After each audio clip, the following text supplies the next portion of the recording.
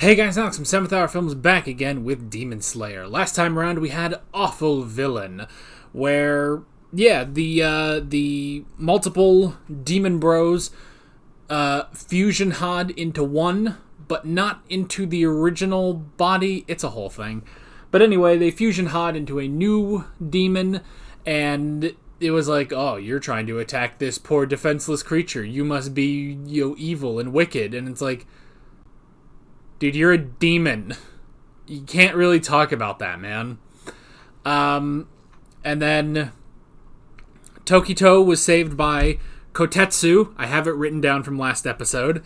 He was saved by Kotetsu because Kotetsu was able to give him some air, and because of that, he found the motivation to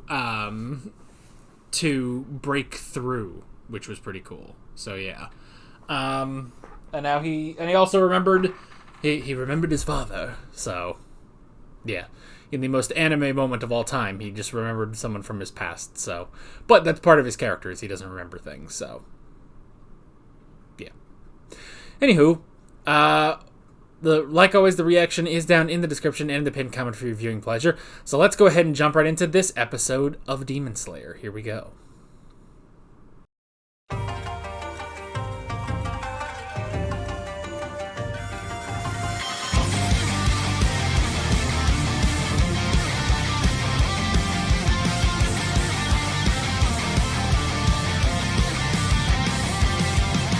We had to put that little thing at the end there just so we can pay all our voice actors for this week.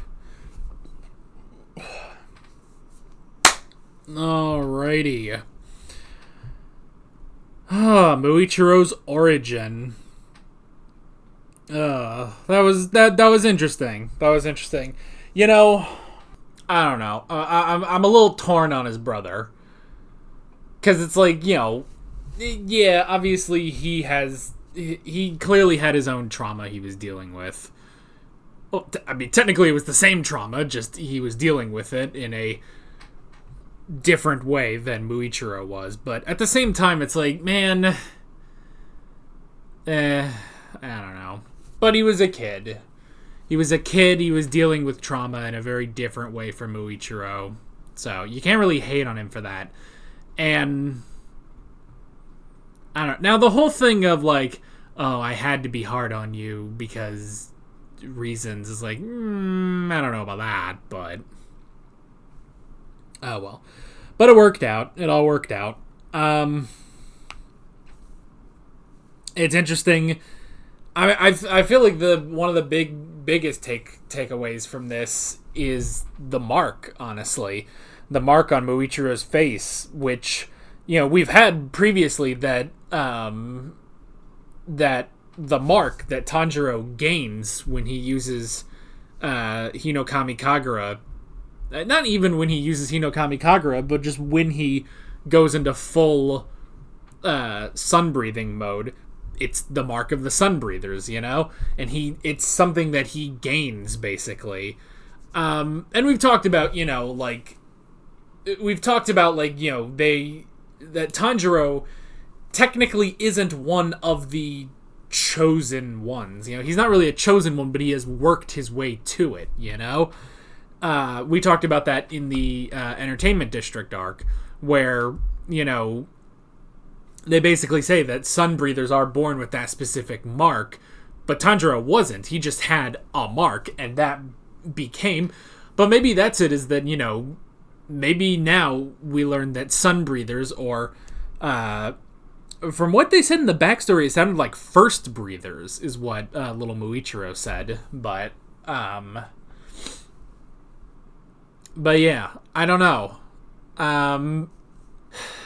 But maybe it's just that these, they talk about, the chosen ones, and it's like, it may honestly not be that, though. I mean, I don't know. See, I'm a little torn, because on the one hand, it's like, chosen one stories, they happen so much.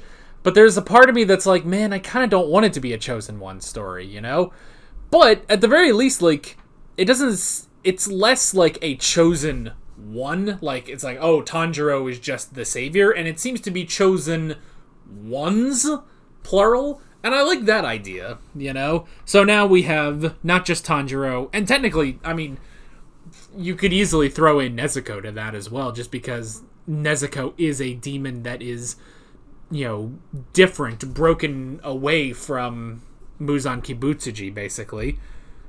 But at the same time, we've also heard of that before, because he even said, she is a demon who has eluded my grasp, like Tameo, So I like this idea.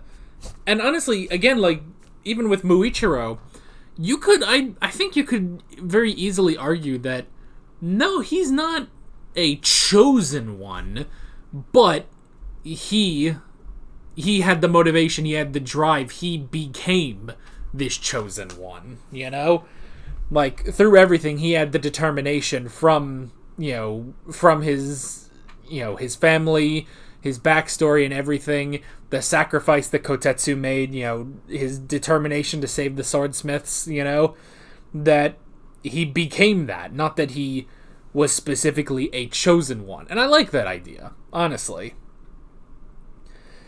It's an interesting thing, and then I guess that also kind of gets into... that also kind of gets into the thing of, like... Because, like, okay, you have chosen ones, but what about the people that, well, they aren't chosen ones? Zenitsu and Inosuke are a good start. Are they chosen ones? Or maybe they will become that. Like, I like this idea of, like, even if there's this general idea of chosen ones, it's that our characters are ascending to that. I mean, look at Uzui. Uzui was not really special other than he was just a Hashira, But he even says, even among the Hashira, he's not that special. And he was the one who took down an upper rank demon, the first Hashira to do that in 100 years, So, and I mean, honestly, like, you could even make the argument, like, could Rengoku have defeated Gyutaro? I would say probably. I think it is a problem, It's hard to judge. I mean, I guess that kind of gets into power scaling of, like, well, he can't beat upper 3, but he can beat upper 6, but we don't know. And it's like, that gets into a whole power scaling mess. And I honestly don't want to get into power scaling with this show, because anytime there is something with power scaling, you just fall down a rabbit hole and nothing good comes of it, Like, power scaling really should only be who is powerful for the sake of the plot. For the sake of the plot right now, it's Muichiro, Muichiro is the strong one going against upper 5, So, I don't know. Have I been saying words? Have I been making coherent sentences? I honestly don't know. So, yeah.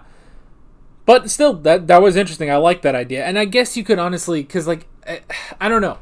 It's just sort of a vague thing about chosen ones, and I hope it's not like, it's not a chosen one thing of, like, oh, in the prophecies and everything, and it's like, no, this is Tanjiro. He just got good, This is just the right. It's just like the perfect circumstance, the right group of Hashira, the right group of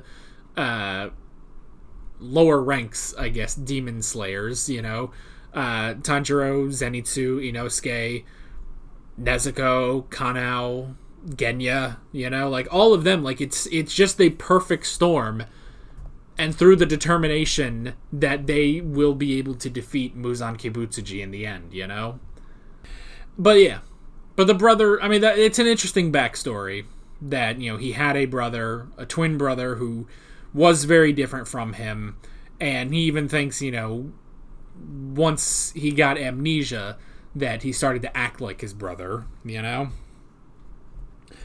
So yeah, which they don't fully explain why he got the amnesia. I guess it was just after that traumatic event that he just lost his memories. So, I don't know. But yeah, but that was interesting. The Berserk mode was really interesting. The Mu in Muichiro, Infinity, or Mugen, which is interesting. And yeah, just giving him a mark like that is really interesting, I really enjoy that there is, and honestly, I guess you could even say, oh, you know what this kind of reminds me of? This kind of reminds me of Gundam, actually, where, because that was a whole thing in those Gundam movies that I did reactions to here on the channel. That was a whole thing with, like, the new types and everything, and I won't go too far into that, but that was a whole thing of, like, oh, there are new types with these new abilities, you know, but then there's the question of, like, well, what about everyone else? Are they new types, or are they the old types, you know? Like Char or Captain Bright or anyone. Was it Captain? I guess he eventually got promoted to Captain, I assume. But like the rest of them, and it kind of just became a thing of like, don't really worry about it, you know? It's like you can argue some of them are new types. You could argue maybe none of them are new types, you know? Like it's just sort of an open-ended thing. And maybe honestly that's the same thing here, where it's like, you know, you have, as Uzui said, you know, people who are special, you know, Muichiro, Rengoku even, I think he said, and, you know, now you have Tanjiro who gains the mark of the Sun Breathers, but Uzui himself, maybe he's not special, but he still killed an upper rank demon, you know? So I kind of like that idea that it's like, it's sort of open-ended, like, you know, are there chosen ones or special people and stuff? It's like, well, maybe not, you know? Maybe Tanjiro is this great savior chosen one prophesized to defeat Muzan Kibutsuji, or he's a kid who has enough determination to get the job done, you know? And I like that idea. So, so yeah, that's definitely all good. And yeah, the brother, I was probably a little harsh on the brother in the reaction, but it's fine, it's good, and obviously he was dealing with trauma in his own way, or maybe not dealing with it in his own way, you know, so that's the thing. But good backstory, definitely good, and I'm curious to see where we're going next time, hopefully with, hopefully with this upper 5 demon dying, because I hate him so much, you know? He's just so annoying, so I'm ready to move on from that. We got to get back to, which we only got 3 episodes left in this season, and then that's it. We're going to have to wait for season 4 to come out, so yeah, but yeah, curious to see where we're going next. But that is basically it. With all that being said, I'm Alex from 7th Hour Films, and I will see you guys next time. Take care. Alright guys, thanks for watching this video. There's a bunch of links on screen if you want to go click around any of those. There's a playlist with all of my Demon Slayer reactions, as well as another video you can go click on if you want. There's also a subscribe button and a Patreon button on screen, as well as other links in the description if you want to go check out any of those. See you guys later.